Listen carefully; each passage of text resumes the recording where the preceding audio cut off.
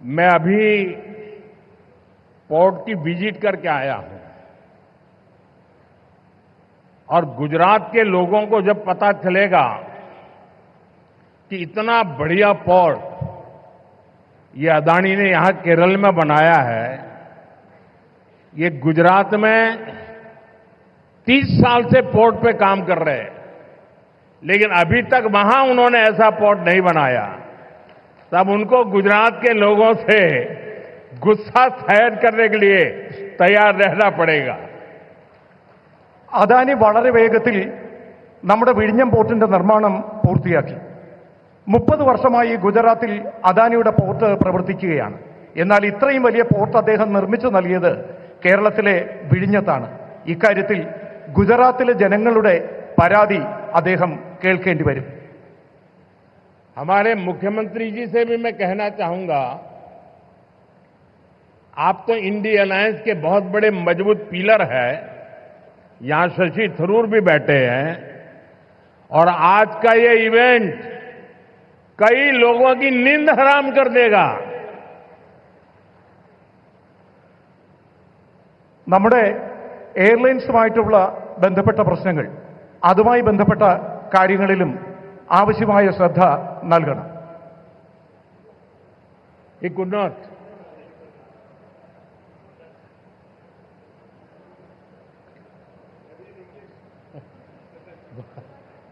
बल मैसेज चला गया जहां जा रहा था।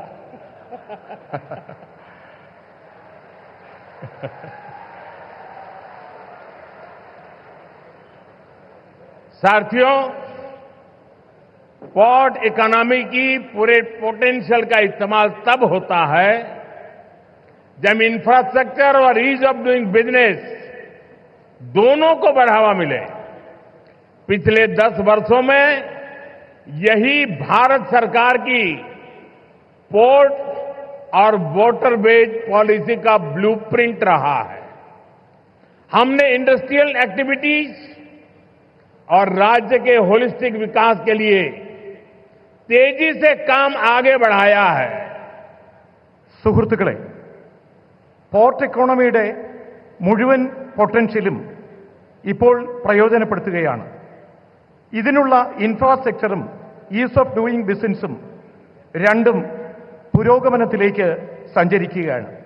കഴിഞ്ഞ 10 വർഷത്തിനുള്ളിൽ ഭാരത സർക്കാർ പോർട്ട് വാട്ടർവേജ് പോളിസി അതിന്റെ ബ്ലൂ പ്രിന്റ് തയ്യാറാക്കിയിട്ടുണ്ട്. നാം ഇൻഡസ്ട്രിയൽ ആക്ടിവിറ്റികൾ, സംസ്ഥാനങ്ങളുടെ ഹോളിസ്റ്റിക് വികസനം എന്നിവയുടെ പ്രവർത്തനങ്ങൾ വേഗത്തിൽ മുന്നോട്ട് കൊണ്ടുപോവുകയാണ്.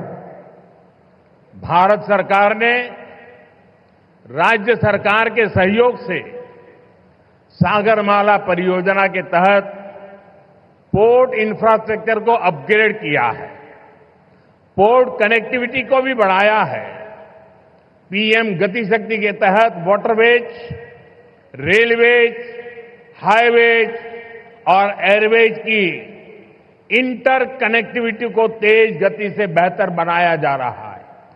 ईज ऑफ डूइंग बिजनेस के लिए जो रिफॉर्म्स किए गए हैं, उससे पोर्ट्स और अन्य इंफ्रास्ट्रक्चर सेक्टर में भी ഇൻവെസ്റ്റ്മെന്റ് बढ़ा है.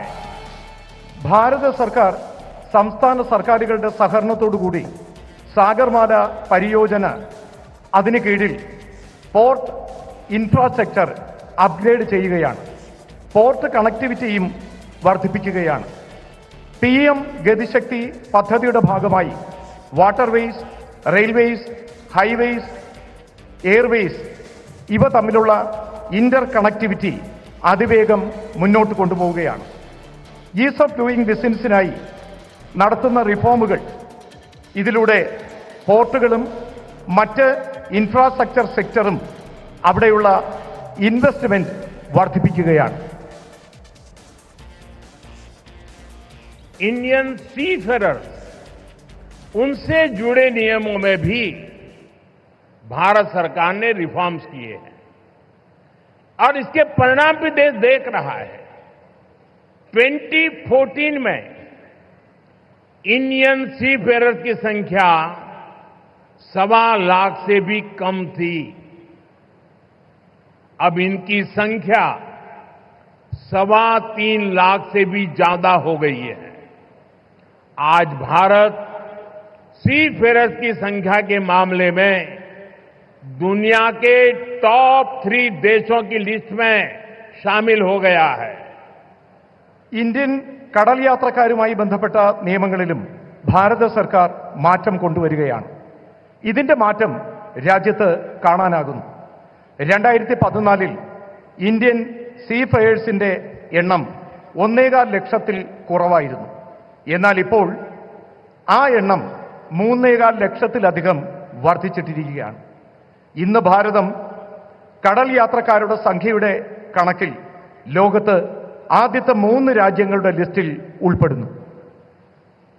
फ्रेंड्स, शिपिंग इंडस्ट्री से जुड़े लोग जानते हैं कि 10 साल पहले हमारे शिप्स को पोर्ट्स पर कितना लंबा इंतजार करना पड़ता था। उन्हें अनलोड करने में लंबा समय लग जाता था। इससे बिजनेस, इंडस्ट्री और इकोनॉमी सबकी बड़ी स्पीड, सबके पर स्पीड प्रभावित होती थी। लेकिन हालात अब बदल चुके हैं। पिछले 10 वर्षों में हमारे प्रमुख बंदरगाहों पर शिप टर्न अराउंड टाइम में 30% तक की कमी आई है। हमारे पोर्ट्स की एफिशिएंसी में भी बढ़ोतरी हुई है, जिसके कारण हम कम से कम ज्यादा कार्गो हैंडल कर रहे हैं।